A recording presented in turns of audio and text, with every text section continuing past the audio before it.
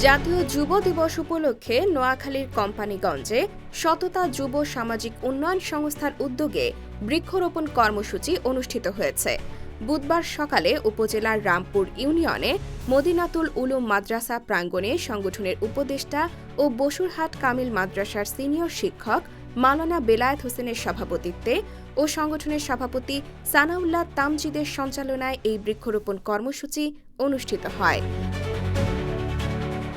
এতে প্রধান অতিথি হিসেবে বক্তব্য রাখেন কোম্পানীগঞ্জ উপজেলা যুব উন্নয়ন কর্মকর্তা মোহাম্মদ আব্দুল মান্নান।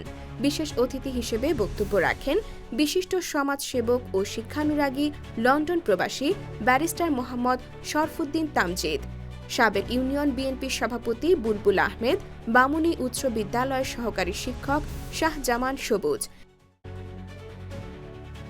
এছাড়াও অনুষ্ঠানে আরও বক্তব্য রাখেন কোম্পানীগঞ্জ উপজেলা ছাত্র প্রতিনিধি আকবর হোসেন, সংগঠনের প্রতিষ্ঠাতা সদস্য আব্দুর রহমান তানভীর, বিশিষ্ট ব্যবসায়ী জাহিদুল ইসলাম, কবি ও সাহিত্যিক মামুন আশরাফ, সংগঠনের নির্বাহী পরিচালক শাহাদাত হোসেন সহ বিভিন্ন নেতৃবৃন্দ।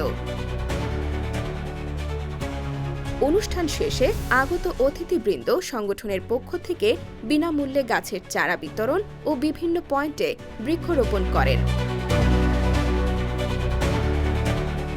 সততা যুব সামাজিক উন্নয়ন সংস্থা ২০২০ সালে প্রতিষ্ঠিত হয়ে সমাজের বিভিন্ন অসহায় হতদরিদ্রদের পাশে দাঁড়ানোর পাশাপাশি সমাজের বিভিন্ন গুরুত্বপূর্ণ বিষয়ে উল্লেখযোগ্য ভূমিকা রেখে আসছেন।